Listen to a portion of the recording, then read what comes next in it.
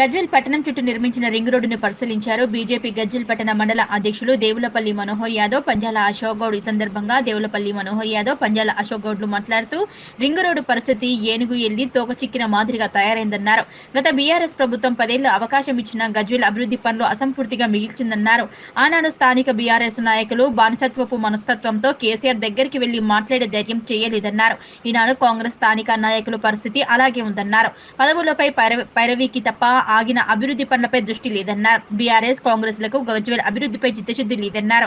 ప్రతాప్ రెడ్డి, నర్సారెడ్డిలు గజ్వేల్ ప్రజల విశ్వాసం కోల్పోయారన్నారు. ఇప్పటికైనా కాంగ్రెస్ ప్రభుత్వం గజ్వేల్ అభివృద్ధిపై దృష్టి పెట్టి ఆగిన పెండింగ్ పనులను వెంటనే పూర్తి చేయాలని డిమాండ్ చేస్తున్నారు.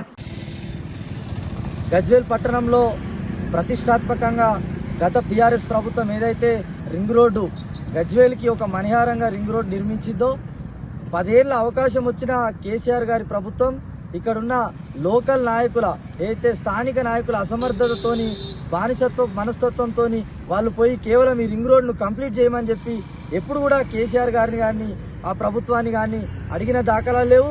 అదేవిధంగా ఈరోజు కూడా కాంగ్రెస్ నాయకుల అలవాటు చేతలు కూడా అదే విధంగా ఉన్నాయి. కేవలం వాళ్ళు కూడా బానిసత్వ మనస్తత్వంతో ఈరోజు కాంగ్రెస్ అధిష్టానాన్ని అడిగి గజ్వేల్ అభివృద్ధిని చేసుకుందాం, ఈరోజు గజ్వేల్ ఈ ప్రభుత్వాన్ని అడిగి గజ్వేల్ని ఏదైతే పెండింగ్ పనులు గతంలో ఉన్నాయో ఆ పెండింగ్ పనులను పూర్తి చేయడంలో ఈరోజు గతంలో ప్రతాప్ రెడ్డి గారు విఫలమయ్యారు, ఇప్పుడు నర్సారెడ్డి గారు, వీళ్ళు మేము గజ్వేల్కి అగ్రనాయకులం అని చెప్పుకునే ఈ నాయకులు మరి ఎందుకు గతంలో ప్రతాప్ రెడ్డి గారు ఫెయిల్ అయినట్టుగానే ఈరోజు కూడా నర్సారెడ్డి గారు ఎందుకు ఫెయిల్ అవుతున్నారు?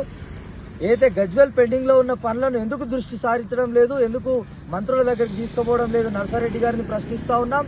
ఇప్పటికైనా కాంగ్రెస్ ప్రభుత్వం వెంటనే ఈ యొక్క రింగ్ రోడ్డే కానీ రింగ్ రోడ్డుకి వెళ్ళి మొదలుకొని అనేక అభివృద్ధి పనులు కూడా అలాగే ఆగిపోయినాయి.